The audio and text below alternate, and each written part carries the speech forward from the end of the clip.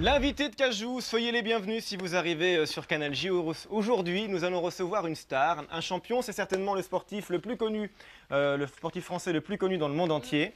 Il s'appelle Alain Prost, il était 4 fois champion du monde de Formule 1, il a remporté 51 Grands Prix, il a 42 ans, il a 2 enfants qui s'appellent Nicolas et Sacha qui sont en pole position dans sa vie. Comment Alain Prost est-il devenu le champion que nous connaissons? La réponse tout de suite dans le portrait en images. Il a commencé à faire du kart à l'âge de 14 ans. Et puis peu après, il s'est mis à la Formule Renault. C'est la formule que vous voyez sur ces images, qui est une sorte de mini Formule 1. Sur 13 courses quand même, il en a rapporté 12. 12 courses remportées sur 13 en Formule Renault, 12 victoires. En 78, il change de formule, direction la Formule 3, qu'on appelle aujourd'hui la Formule 3000. Et là, il commence à rêver de Formule 1. Le patron de l'écurie McLaren lui propose de faire de la Formule 1, mais Alain refuse car il a envie de terminer son année de Formule 3000. Et l'année suivante, le voici, en 1980, il signe en Formule 1. Son premier Grand Prix a lieu en Argentine. Il finit 6e pour son premier Grand Prix, ce qui est une excellente position. Et depuis, Alain Prost collectionne les victoires, 51 Grands Prix, je vous le disais. En 85, il devient champion du monde à l'heure qu'il a 30 ans. Et puis en 87, c'est un moment important dans la vie d'Alain, puisqu'on en parlera tout à l'heure, c'est la rencontre avec Ayrton Senna, son rival. On en parlera tout à l'heure dans cette émission. Et puis depuis cette année, au mois de février, le jour de la Saint-Valentin précisément, le jour de la fête des amoureux, Alain Prost s'est fiancé avec une écurie qui porte son nom maintenant, c'est l'écurie Prost. Autrefois, elle s'appelait l'écurie Ligier. Et dans cette écurie, il y a un excellent pilote qui s'appelle Olivier Panis, que dirige Alain. Alors qu'est-ce que c'est qu'une écurie? On va découvrir tout de suite ça avec Alain Prost, qui est notre invité, l'invité de Cajou aujourd'hui, Alain Prost.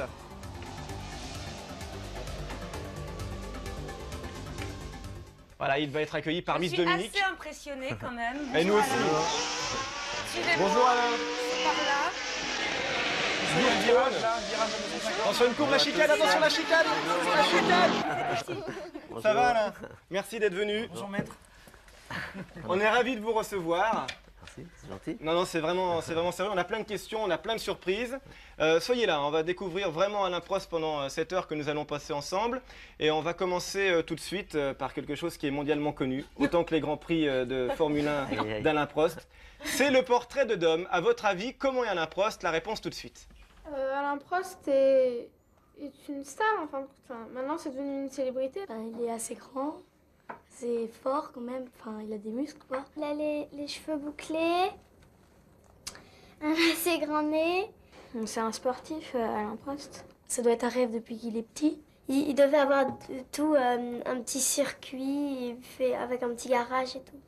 Alain Prost est forcément un peu fou, sinon il n'aurait pas fait ce métier-là. Des fois il a peur de mourir parce qu'il y a des moments où il va tellement vite qu'il a peur. À mon avis, la mort fait partie du jeu parce que quand on est pilote de course, c'est sûr qu'on risque sa vie à tout moment. La première fois qu'il est monté sur un Formule 1, il a dû avoir un haut le cœur.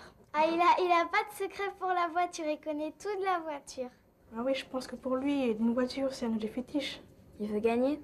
Il est venu pilote de course pour montrer aux autres qu'il n'est pas une mauviette, quoi. Peut-être qu'il a plein d'amoureuses comme ça qui viennent. Il doit aimer la célébrité, mais maintenant c'est devenu quelque chose de normal. Moi, je le vois habiter dans le sud de la France, pas très loin de la mer, dans une très grande maison. Il doit sûrement rêver encore un peu. Peut-être qu'il a un fils et qu'il veut que ce soit Alain Prost Junior. C'est pas forcément l'homme le plus heureux du monde.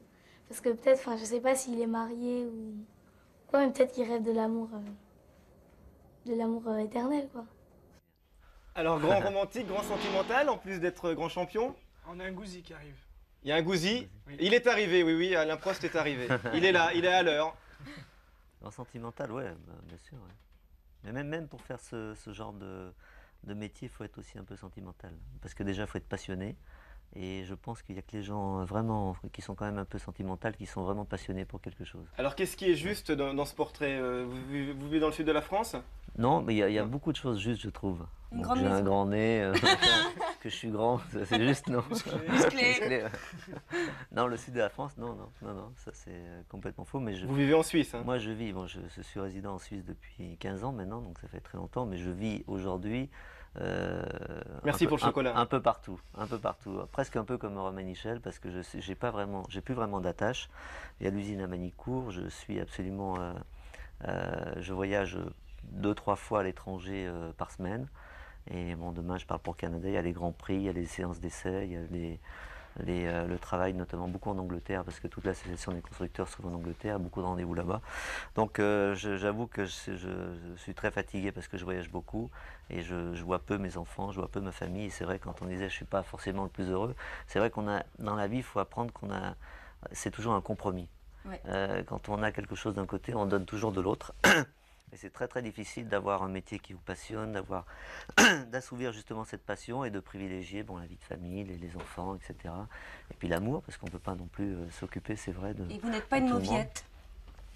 Tu vas te prendre une tarte, hein, fais gaffe. Je suis pas, non, Fais je suis gaffe. pas, je suis pas une mauviette, mais je suis pas non plus ce qu'on appelle le casse-cou, quoi. J'ai jamais eu la réputation d'être le casse-cou, d'être le briseur en plus de machines déjà, et pas une mauviette, mais certains ont pu dire à un moment que j'étais peut-être un peu plus mauviette que certains autres pilotes qui avaient plus de courage que moi, notamment par exemple sous la pluie. Et Bon, moi, on en reparlera Ah, on en tout à l'heure. parlera, On en reparlera tout à l'heure. j'ai de ça. toujours voulu maîtriser un peu quand même ce genre de sentiment. On en reparlera. Alors Alain Prost, que va-t-il faire dans cette émission? Vous allez voir, il va faire des trucs inhabituels. Il va faire des pâtes avec Dorothée tout à l'heure, par exemple.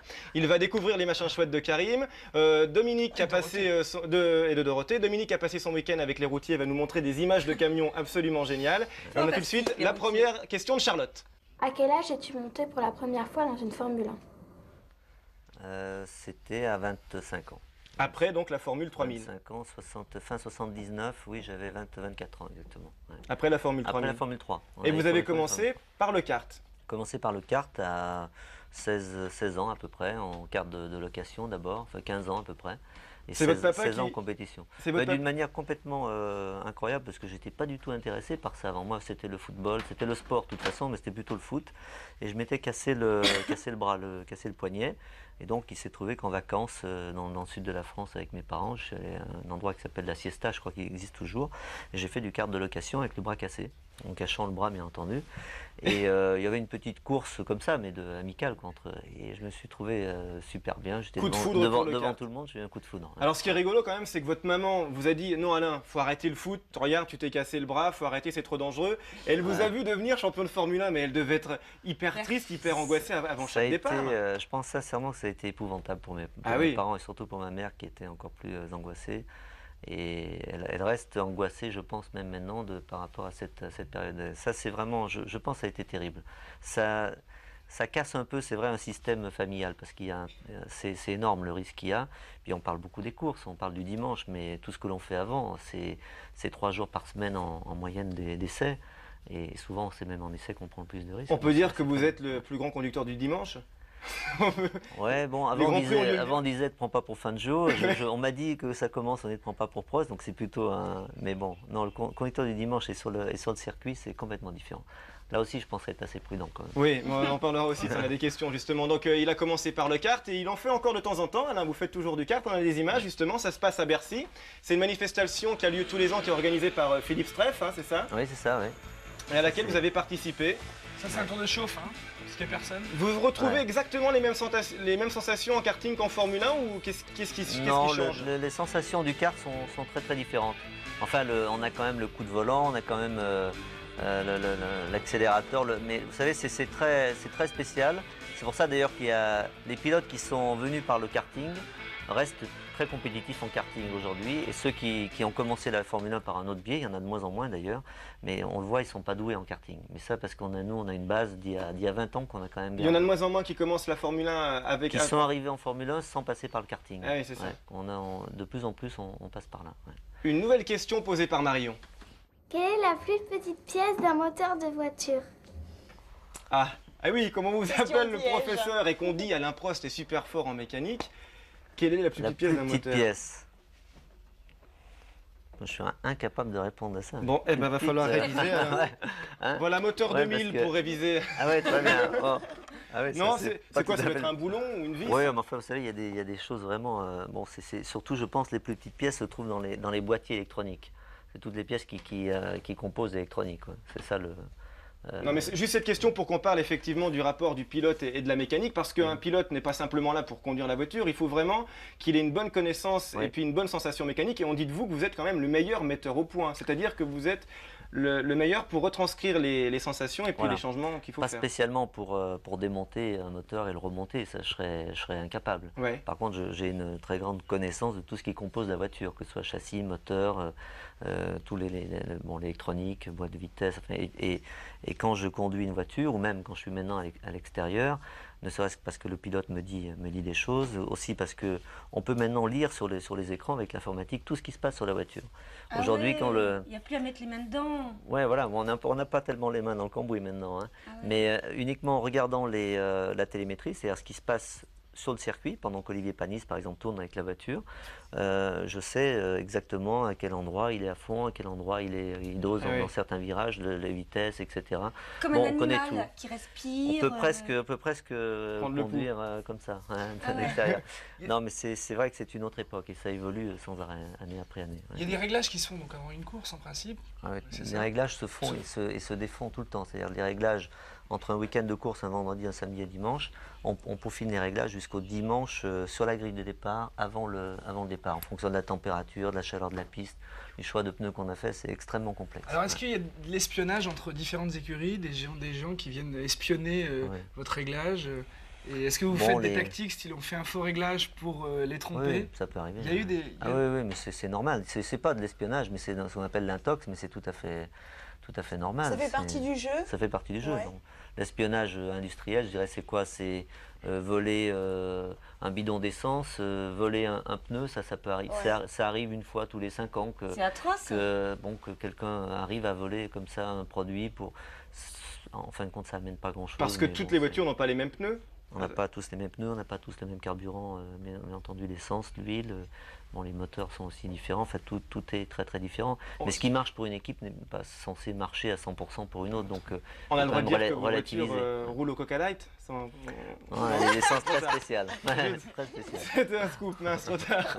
Une question posée par Nawal. J'aimerais savoir si ta femme est furieuse quand tu rentres le soir plein de cambouis.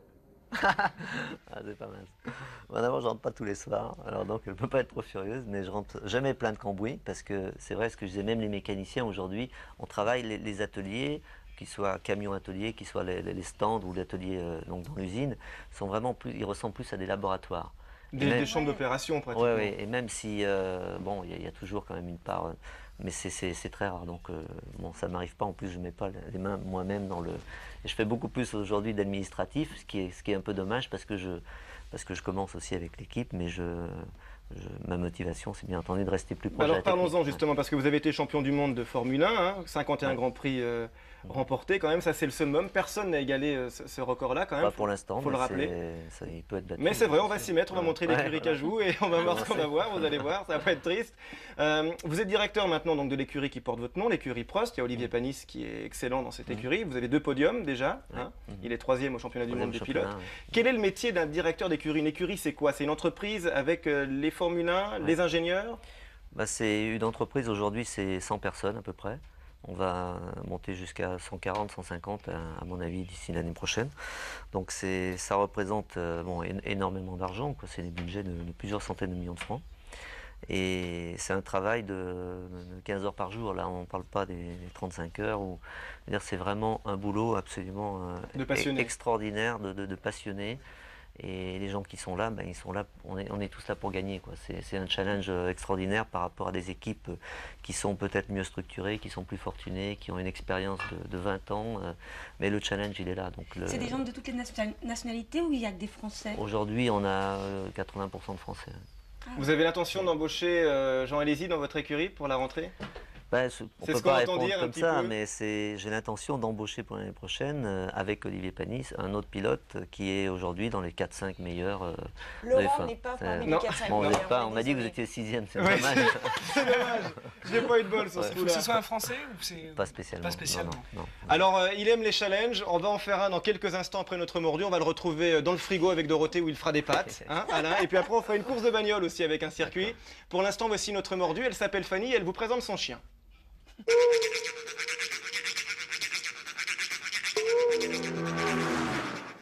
Bonjour, je m'appelle Fanny, j'ai 13 ans et ma passion c'est de photographier mon chien. Lewis. Lewis. J'ai commencé à prendre des photos quand j'ai eu mon chien parce que bon, il était extraordinaire, il prenait toutes les positions que je voulais et il pouvait se mettre comme je voulais. Si je le mettais sur le canapé, il bougeait pas. C'est rare les chiens qui aiment bien prendre les photos et tout ça, qui sont sages. Enfin, c'est la première fois que je vois ça sur un chien. Des fois, je prends toute ma journée pour prendre des photos parce que bon, j'aime bien. Allez, viens, Lewis. Viens là. Assieds-toi là. Assis là. Allez, mets-toi là. Lewis. Lewis. Lewis. Dès que je l'appelle, il se met dans une position pour me regarder, donc c'est pratique ça. Assieds-toi là. Vas-y. Reste là. Allez, reste là, Lewis. Lewis. Viens là.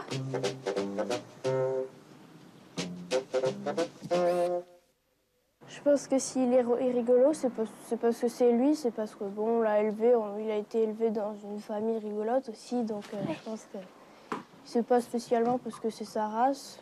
Parce que je crois que ma mère avant, elle avait un chien comme ça, et il était gentil aussi, mais il n'était pas autant rigolo, donc je pense que c'est plutôt lui qui est comme ça. Là, j'ai pris plusieurs photos de mon chien, là, c'est plutôt quand il était plus jeune, mais ce sont mes préférés. Alors, celles-là, je les aime bien parce qu'il est plutôt sérieux. Il y en a qui sont plutôt rigolotes. Là, celle-là, elle est rigolote, celle-là aussi. Bon, là, c'est quand on joue au ping-pong, il aime bien les balles de ping-pong, alors il veut les attraper. Puis là, c'est pour rire, on lui avait mis des lunettes, puis on avait mis les oreilles en arrière pour prendre une photo de lui. C'est mon meilleur ami. Demain, j'emmènerai Lewis à la plage. Comme ça, je prendrai de belles photos de lui avec la mer et tout ça, les vagues, ce sera hyper joli. Ah, mon bébé.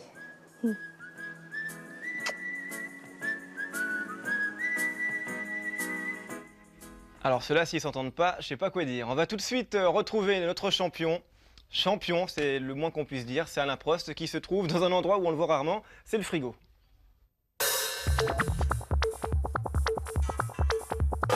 Alors, ah ben ils sont bien là. On est là, fidèle au poste. Eh ben je vois ça, ça va Alain? Ça va bien, impeccable. Ouais. C'était pas une blague, donc il va falloir vraiment faire des pâtes. Ça sent bon, hein. Et vous avez été dans une écurie italienne où on devait souvent manger des pâtes chez Ferrari, non? On mange pratiquement que ça. Ouais. C'est vrai, elles sont Salade et bonnes. pâtes. Ouais, elles sont très Ah, bonnes. c'est les Très, meilleures très, très pâtes chez Ferrari. Le cuisinier de Ferrari Ouais. était celui qu'on se disputait entre les écuries, pas vrai. comme on se dispute les ingénieurs ou les pilotes. Ah, Ah oui, oui. d'accord, donc c'est important quand Voilà, c'est même. très important.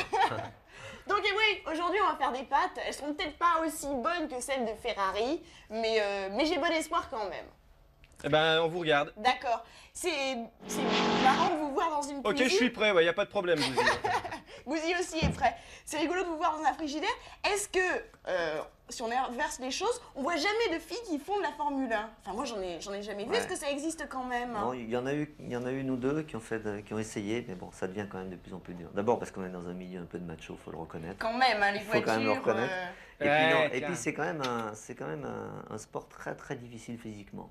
Il faut quand même reconnaître que la femme est moins forte physiquement que l'homme. Ça c'est vrai. Pourquoi vous dites ça? Mais parce bah, que parce que c'est vrai. C'est Non, vrai. elle est plus résistante, Ouais. je pense. Moi, j'ai toujours pensé qu'elle avait un instinct de conservation plus développé. Donc elle va peut-être pas les conduire à 100% de ses limites, peut-être Ouais. à 99%. Elle va être un peu plus prudente Mais que... physiquement, on le voit dans les autres sports, l'athlétisme, Ouais. le tennis, ou bien bon, physiquement. Et c'est quand C'est même donc très la dur. Formule 1, Ouais. c'est quand même, c'est un sport parce qu'on se dit, bon, ben, on se Ah pose non, dans une c'est- voiture, on appuie sur la pédale et on Très, fait très, des très tours. dur, très, C'est très très dur dur. physiquement, très, très dur. Est-ce que vous vous nourrissez d'une manière spéciale avant la course? On est obligé, mais même pas seulement avant la course, pendant on a un régime, moi j'ai gardé un peu mon régime alimentaire Ouais. parce que je fais toujours attention à ce que je mange. C'est vrai que un peu comme les cyclistes, les pilotes mangent beaucoup de pâtes, Oui, beaucoup de féculents. De féculents et de sucre pour lent. pour les sucres Ouais. lents. Beaucoup moins de viande rouge notamment, Ouais. beaucoup de poissons, du laitage mais enfin assez peu, beaucoup de crudités. Et c'est quand même un régime assez strict, draconien, assez ouais. strict. Ouais. Et Bah alors Et les pâtes c'est très bien sucre justement. lent, le les sucre pâtes, c'est lent très était bien. là. Oui, Voilà, on va faire des exactement. sucres lents, lasagnes. Il y a parfait. un petit peu de viande rouge, mais très très peu, donc ça devrait aller. En fait, là, je vais vous donner les proportions pour une personne, pour quelqu'un d'assez gourmand. Et vous multipliez par le nombre de personnes en fait, qui viennent manger chez vous. Hein. Si vous avez 3 copains, vous multipliez les proportions par 3, ainsi de suite. Donc, pour une personne, il vous faut 250 grammes de courgettes. Il vous faut 3 lasagnes, celles-là ne sont pas encore cuites, on va les faire cuire. Hein. 75 grammes de viande hachée, en fait, soit du steak haché, soit de la viande hachée. Sauce tomate, il vous en faut 100 grammes. De la mozzarella, il en faut 85 grammes. Une cuillère à café de crème fraîche, un petit peu d'huile d'olive, du sel, du poivre, enfin voilà. Et La là, on va mozzarella faire c'est de un la fromage italien. Hein. Pardon. Mozzarella c'est un fromage italien je dis. Oui, on reste en Italie, les lasagnes sont italiennes. Donc en fait, on fait cuire des lasagnes comme on fait cuire des pâtes, et ça donne ça quand elles sont cuites. C'est beaucoup plus mou, c'est en fait comme des nouilles extra plates et extra longues. Donc, la marche à suivre. Il faut mettre son huile d'olive ainsi que sa sauce tomate et sa viande dans une petite poêle. On va faire revenir, on fait tout cuire. Une fois que c'est bien cuit, on rajoute la crème fraîche. Et là, ça va s'épaissir. On met à feu doux. Et à ce moment-là, on laisse Alain Prost se terminer tout seul. Exactement. pendant qu'on va Et là- regarder un clip. Voilà, Ouais. c'est à vous. C'est à moi de faire. Et après, bon, vous allez me donner un coup de main. alors, Donc je hein. mélange Bon. bien et en fait on va laisser réduire un peu, ça va épaissir et ça va donner une espèce de pâte. Donc je laisse et pendant ce temps-là, il faut couper les courgettes. Mais j'ai déjà Ah, tout vous fait avez le tout travail. fait, ouais, Hein. non, c'est- Il faut découper les courgettes de façon à ce que ça donne des lamelles. Plus elles sont fines, meilleur ce sera. Donc pour ça, on les rince d'abord sous le robinet et on va se servir d'un économe. On s'en sert normalement pour le fromage. On dirait une pelle à tarte. On dirait une pelle à tarte, mais tu vois là, il y a quelque chose qui coupe un petit peu. Ah oui. Et donc ça fait des fines lamelles et c'est vraiment ce qu'il y a de meilleur. On l'a épluché d'abord. Ce qu'il y a de meilleur, il faut faire attention. Hein, pour faire de très très fines lamelles. Regarde. Ouais, Ça mais ressemble Alain, un petit peu à des semelles qu'on met dans les chaussures. Ah ouais, bah, j'aimerais bien voir tes pompes. alors. Donc voilà, pendant que ça réduit, nous on va faire en fait ce qui est le plus rigolo. Et là vous allez m'aider. En Ouais. fait, couche par couche, Ah ouais, on d'accord. va faire notre On plat met de d'abord la lasagne. pâte, je suppose. Non, on va d'abord Ah, mettre comment ça Bon. les courgettes. Désolée. Je vous laisse faire pour les courgettes. Alors je mets les courgettes d'abord. Bon. On Comme ça, en va, lamelles. la mozzarella a été coupée aussi en lamelles, comme les courgettes. Hein. Vous en sortez Voilà. très bien. Oh, bah oui, jusque Comment là vous ça va. faites Est-ce que vous pouvez boire pendant une course? Oui, la majorité des pilotes boivent, mais non, ils ont des petites pipettes avec des systèmes avec un tout petit moteur électrique. Ouais. Parce que sinon, il faut aspirer, on se déconcentre. Moi, personnellement, je buvais pas beaucoup, j'aimais pas trop ça parce que ça me Est-ce qu'on a envie de faire déconcentrait. pipi des fois alors? Ben non, quand on est avant, oui. Jamais. Avant, oui. Et là, c'est un rituel de certains pilotes là qui vont juste avant le départ. Faire pipi. J'en faisais partie. Mais ça, c'est un peu le stress et tout ça. Mais après, une fois que c'est parti, on a Bon. pas. Voilà. Alors, en fait, on va faire comme ça. Une couche de courgettes, une couche de mozzarella, une couche de la petite sauce qu'on a faite et une lasagne. C'est bien, c'est pas calorique ça. Ouais, c'est ça, pas du tout calorique. Mais on ne compte pas quand on aime, il n'y a rien de Ouais. meilleur que les pâtes. Ça, c'est Alors bon. vraiment, si on commence... Voilà. Vous pesez combien Alain? 59. Est-ce que le Ah poids a oui, de à peu l'importance pour un coureur automobile? Avant, ça avait de l'importance parce que les pilotes légers avaient quand même un avantage. Maintenant, c'est le pilote et la voiture qui sont pesés en même Ah temps. d'accord, Donc, ok. c'est à peu près pareil. Donc pour on tout va le monde. faire des couches comme ça et l'important c'est de finir en fait par une couche de mozzarella comme ça quand on le mettra au four et ben ce sera gratiné. ça fait, Voilà, ça fait une espèce de croûte. Donc là j'en ai plus assez, j'ai oublié d'en couper. C'est pas grave, je mets au four et voilà ce que ça donne. C'est magique. Quand c'est terminé parce que j'ai un four un peu magique. C'est chaud, c'est chaud, c'est chaud. Ne faites pas comme moi, hein, prenez un torchon ou des gants. Voilà ce que ça donne. Ouais. Est-ce que c'est pas beau? Si. Ça te donne pas envie d'en Si. manger, Laurent? Si, absolument. Qu'est-ce Mais que pas vous en maintenant pensez, parce que... alors C'est génial. Ouais. C'est bon, hein? Bon, maintenant c'est un peu l'heure du goûter, donc on va pas les prendre maintenant. Mais si vous voulez connaître la recette, vous faites le 3615 code Canal J, et là vous aurez tous les ingrédients et aussi le tour de main pour faire des bonnes lasagnes aux courgettes. Merci Alain pour votre aide. Bravo. Bravo Darat. Bravo, oui, Alain a vachement bossé Ah quand ouais. même là. Ah bah, Vous tiens. avez remarqué, hein? C'est pas trop fatigant. Vous voulez faire une sieste Alain maintenant? Non, ça va, mais on va le manger tous les deux ce On soir. va le pas de manger. problème. On va faire une Ah oui, d'accord. On va faire une petite pause. On va regarder le clip de Solancy et ça s'appelle Les Jardins du Bonheur. Au milieu de ce terrain vague, parmi les épines à la file indienne, font les enfants sages. Ils font des ronds, des zigzags parmi les chardons et la mauvaise graine, des amours en cage. Et le long des palissades, des orties féroces comme des croque-mitaines, des livres d'images. Ils se lèvent sur leur petite guibole, bien loin de ce triste guignol. Là qu'ils imaginent, voilà qui s'envole vers le jardin du bonheur, plus loin, là-bas où tout est bleu,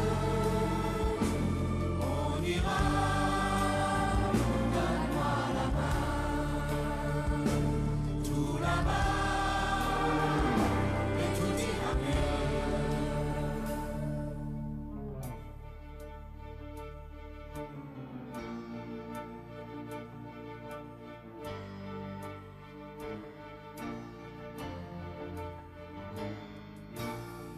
Dans leur ciel, il y a des tags gribouillis d'avions que le vent ramène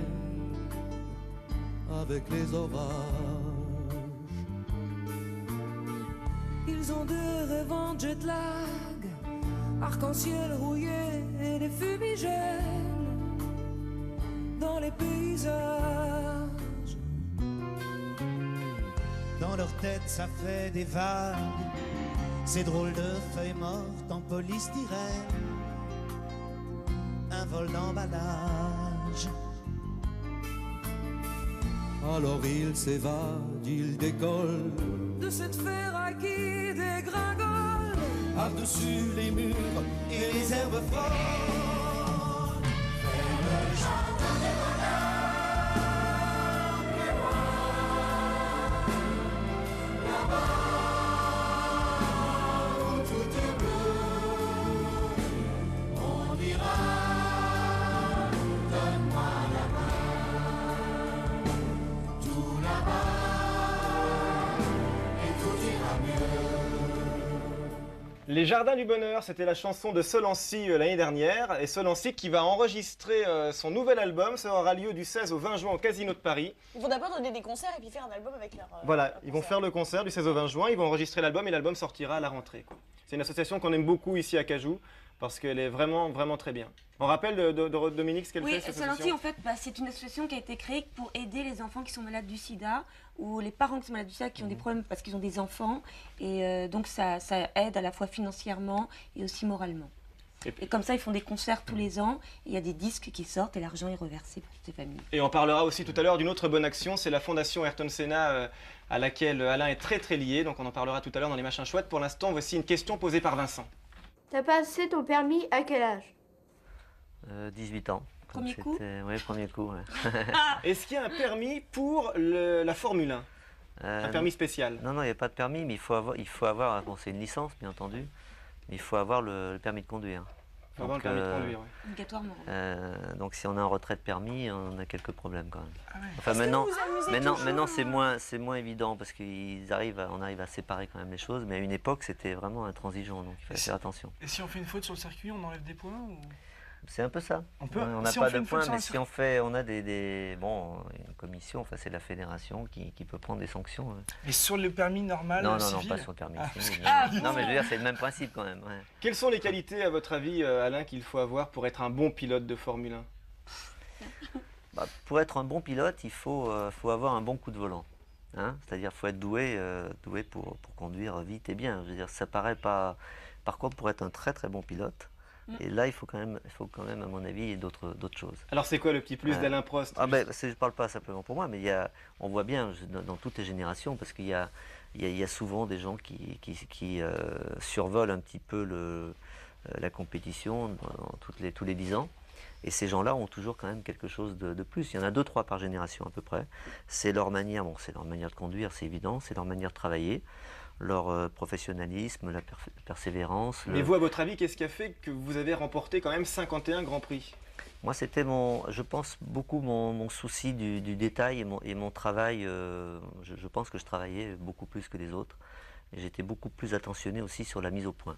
Et sur la le côté confiance en technique. soi aussi? Oui, mais c'est ça qui donne confiance après. D'accord. Vous êtes quelqu'un de calme quand on vous voit comme ça, vous êtes vachement posé, calme. C'est calme. Moi, je peux m'énerver, mais bon, je suis. Non, c'est pas le but du jeu. Hein. Vous avez des mains extrêmement fines. Ouais, elle drague, ça y est, non, après l'émission, on l'avait dit. Mais est-ce que un pilote qui a des grosses mains comme ça, il peut... Ouais, c'est ce qu'on appelle un bûcheron, quoi. C'est-à-dire que conduire comme un bûcheron en Formule 1, ça va pas. Voilà. Ça faut être artiste. Il faut sentir quand on fait un siège baquet. Moi, je fais un siège baquet au départ quand j'avais mes voitures, puisqu'au début j'avais ma propre écurie, même en Formule Renault Europe. J'avais pas de baquet, c'est-à-dire que j'avais juste un support. Je m'asseyais directement sur la coque pour mieux sentir la voiture. C'était pas très confortable. Musclé, tu vois, à cause de ça. Mais ça commence par là, c'est un peu de la finesse, quoi. Il faut quand même avoir un peu de finesse. Ouais. Une question posée par Nawal. Vas-y, Nawal. Quel est ton record de vitesse en Formule 1 et est-ce qu'un jour on pourra encore aller plus vite? Je crois que j'ai fait presque 360 sur un 355, quelque chose comme 360. Ça. Mais ça, c'est pas une gloriole, c'est pas. C'est le record au tour qui compte de toute manière. C'est comme ça qu'on compte les. 350 en ligne droite, donc c'est pas 300 ou 350 ou 400. Les voitures au 24 heures du Mans, certaines vont plus vite en ligne droite. Par contre, ce qui est plus impressionnant, c'est sur certaines courbes qu'on passe à la Fontizième à 300 à l'heure. Alors qu'est-ce qui se passe? Ça, c'est autre chose, parce que n'importe qui peut conduire très vite avec une voiture dans une ligne droite. C'est une question on s'habitue, quoi. Dans une courbe. Ah, dans une courbe, ça c'est autre chose. C'est horrible. C'est autre chose. Ouais. Est-ce que ça pollue pas trop la Formule 1? Moi, c'est une question que je me pose. La pollution? Oui, la pollution. Parce que quand on va vite, on se dit. Non, mais c'est rien. Je veux dire, la pollution que l'on. Ça consomme un maximum d'essence quand même. Oui, ça consomme de l'essence, mais je veux dire, on pollue pas plus qu'une vingtaine de voitures. Là, on parle de 20 voitures par an qui font 30 tours le vendredi, 80 tours le dimanche. En plus, Lucienne, elle tourne au Coca Light, donc il n'y a pas de souci. Non, puis en plus, vous savez, maintenant, on a même imposé, et on impose, enfin, la fédération impose des carburants qui vont devenir de plus en plus proches du carburant de série. Et même avancer un petit peu la réglementation, je crois qu'il va avoir lieu en l'an 2000 pour les carburants de la voiture. Donc on va être un peu en avance même. Donc même en Formule 1, on est Parce que pour nous, à partir du moment où on a une réglementation, c'est pareil pour tout le monde. Ouais. Et donc c'est bien qu'on donne l'exemple. Mais vraiment la pollution, alors là, c'est rien du tout. Vas-y Cédric, tu as une question. Si tu as envie de te moucher en pleine course, qu'est-ce que tu fais? On a plein de petits problèmes comme ça. Oui, parce que vous avez une cagoule et le casque. Tout à l'heure, on disait, envie de faire pipi, moi, ça m'est jamais vraiment arrivé. Enfin, une envie vraiment énorme, ça m'est jamais arrivé. Mais on peut avoir une grippe, on peut avoir envie d'éternuer, par exemple. Dans le casque, il faut savoir, quand on éternue, on perd complètement la concentration pendant une seconde. Et le contrôle, pratiquement. Moi, il m'est arrivé aussi une fois, c'est une guêpe dans le casque. Une guêpe dans le casque? Juste avant le départ. Juste avant le départ. Donc ça, ces choses, ça arrive une fois de temps en temps, mais c'est un truc... Mais alors qu'est-ce que vous avez pas pu partir? Si, mais c'était juste à peu près 5-6 secondes avant le feu vert. Le temps de... elle est partie, mais elle aurait très bien pu rester, me piquer ou... Ça déconcentre ça, quand on doit repartir après avoir juste remis son casque. Puis, vous savez, vous avez d'autres problèmes aussi, c'est la projection d'huile, par exemple, où vous ne voyez plus rien. Mais le côté physique, il n'y a pas... Si, on peut avoir des crampes aussi. L'éternuement, ça arrive une fois de temps en temps, mais ça, c'est assez compliqué. Alors maintenant, on va parler d'un autre domaine, ce sont les jeux vidéo. Est-ce que vous vous entraînez quand vous faites de la Formule 1, parfois sur des simulateurs de jeux vidéo? Non, enfin, un entraînement pur, non. C'est un jeu, quoi. Ça n'a rien à voir. Non, mais vous aimez les jeux vidéo, Alain? Ah oui, j'aime bien. Ouais. Regardez, on en a la preuve, là. C'est parti.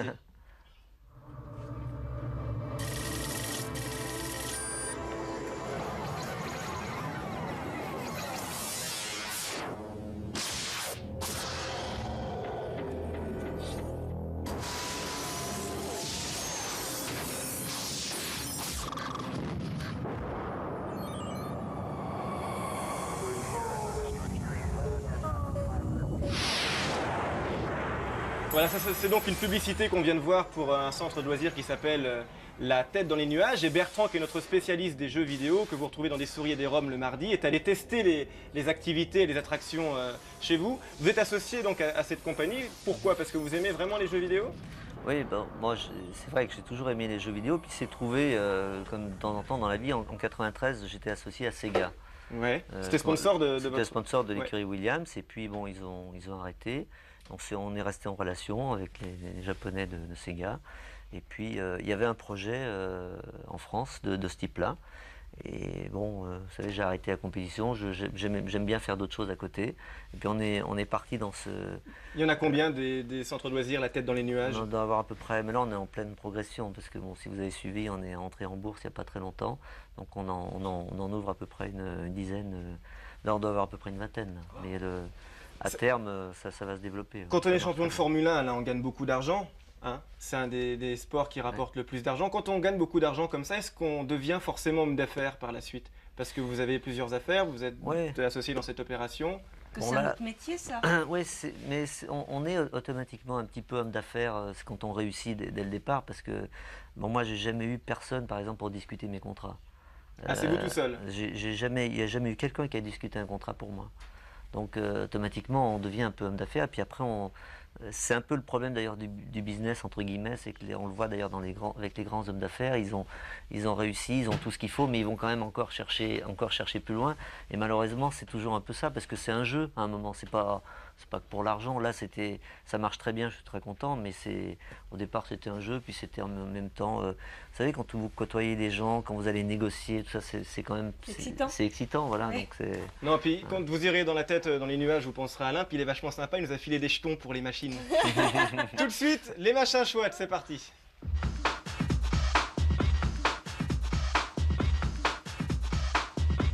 Alors, le temps passe vite quand on était avec Alain Prost, forcément, c'est pas tous les jours qu'on a la chance de rencontrer un champion, donc on va commencer par Karim, on est déjà un petit peu à la bourre, Karim. J'ai mis une casquette, vous voyez cette casquette là? Alors là, on va prendre le temps par contre. J'ai pris la casquette, c'est une casquette, il n'y a pas que les casquettes, il y a des t-shirts, il y a des serviettes, il y a plein d'autres choses qui sont vendues et qui sont à l'effigie de Senna, qui est un grand bonhomme aussi, et c'est à l'occasion du... Tous ces objets sont vendus et tout va au profit de la fondation Senna. Alors il faut rappeler vos relations avec Ayrton Senna. Ayrton nous a quittés en 1994 au Grand Prix d'Imola. Et vous avez vraiment une relation très spéciale avec Ayrton Senna, parce que ça a été quelque part votre principal rival, parce que vous êtes battu souvent pour avoir la place de champion du monde. Bien sûr. C'était très... Vous pouvez raconter ce qui s'est passé le jour où il est mort? Il y a eu quelque chose quand même, un signe du destin incroyable. Vous étiez un petit peu fâché? Non, enfin on n'était plus fâchés depuis longtemps, malgré ce que... On a eu des moments très durs, enfin même épouvantables.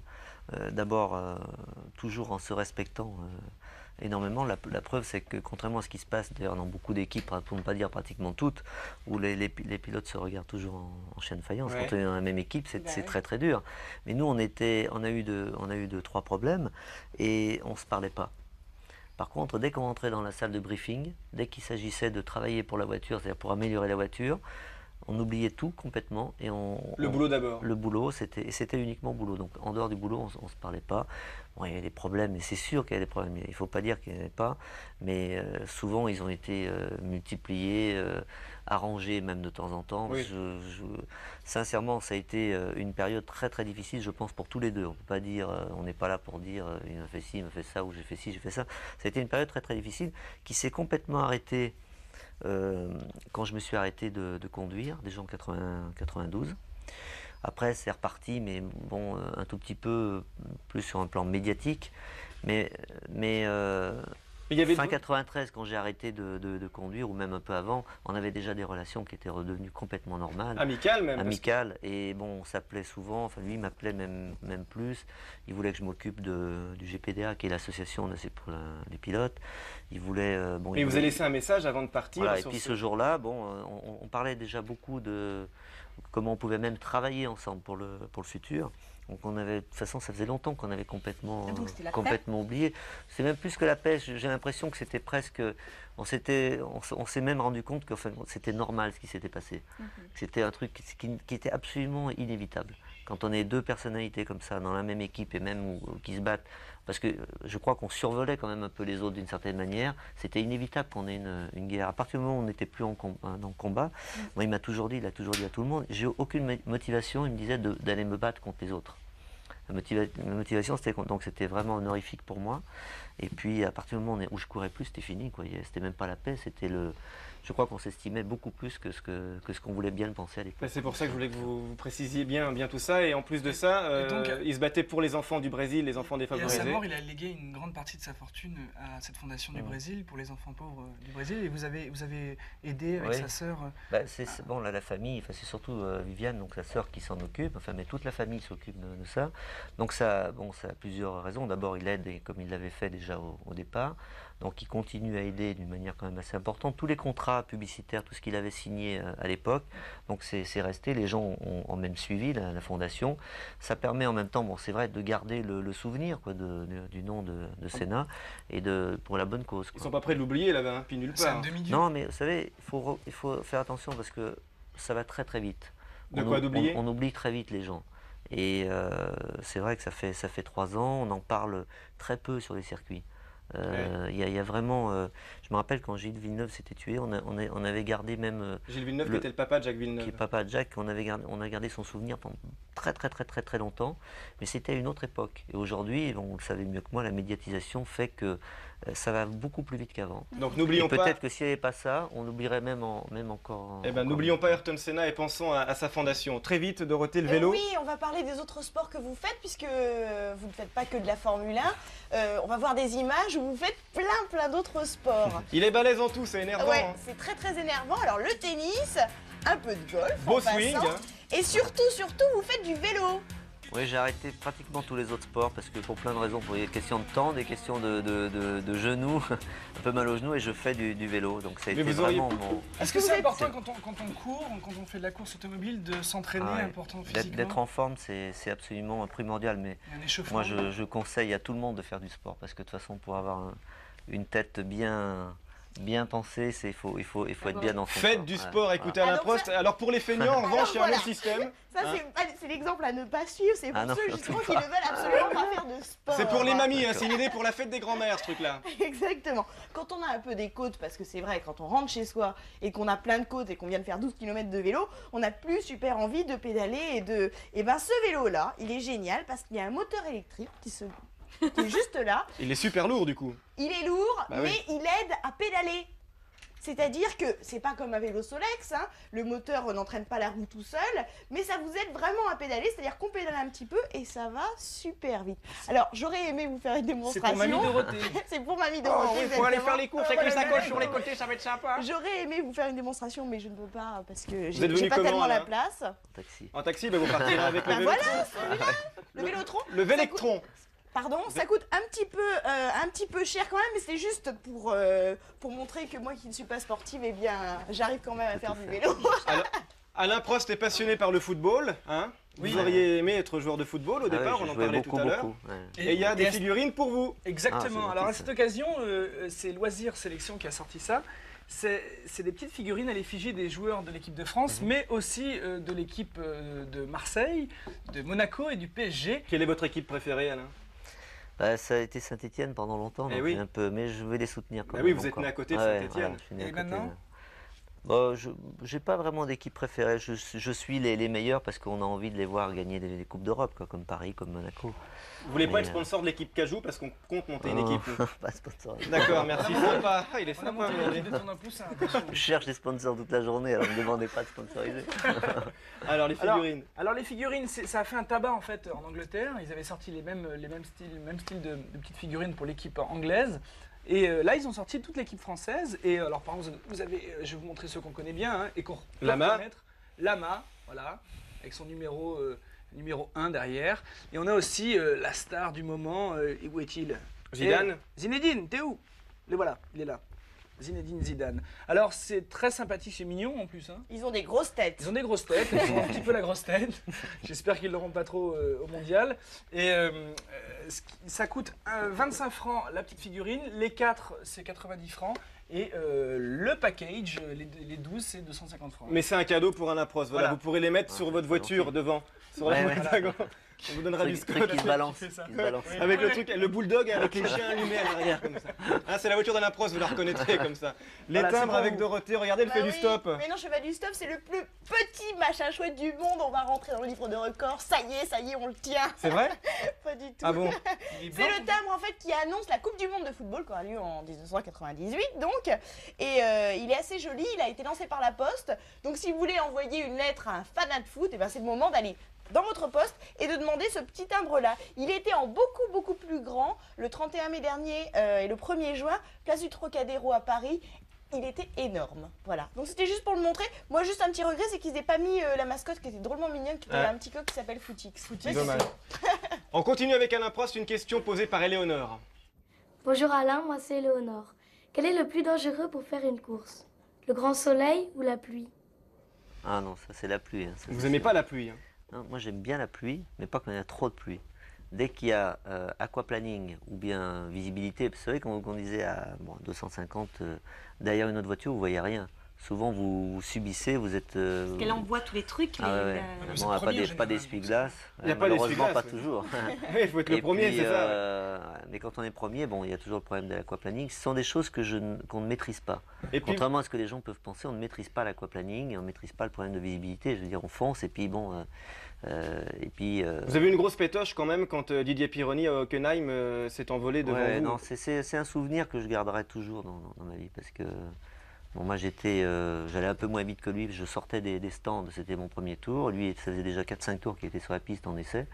Et il s'est trouvé derrière moi, donc bien entendu il m'a expliqué après, il ne voyait rien comme on ne voit rien d'habitude, mais il y avait une différence de vitesse très importante. Et il m'a percuté, il s'est envolé facilement à 20 mètres en l'air, et il s'est broyé les jambes, quoi. Donc il n'a plus jamais reconduit. Et c'était un souvenir quand même. Et depuis, quand même, la pluie, ça a été... Oui, pétoche quand même. Ouais. Alors effectivement, la Formule 1 peut être très spectaculaire. Et il y a autre chose qui peut être très spectaculaire. Là, c'était moins dangereux, c'était ce week-end à Montlhéry, avec les routiers qui sont maintenant les copains de Dominique. Hein? Qu'est-ce qui s'est passé à Montlhéry? J'ai craqué, je suis allée à Montlhéry ce week-end. Non, pas. À Montlhéry ce week-end, je ne suis pas allée. À Montlhéry ce week-end, eh bien, il y avait une représentation assez particulière. On pouvait voir des tas de camions qui avaient comme ça 400 qui étaient présentés. Alors là, ça, c'est les aficionados. Alors, des camions décorés maison.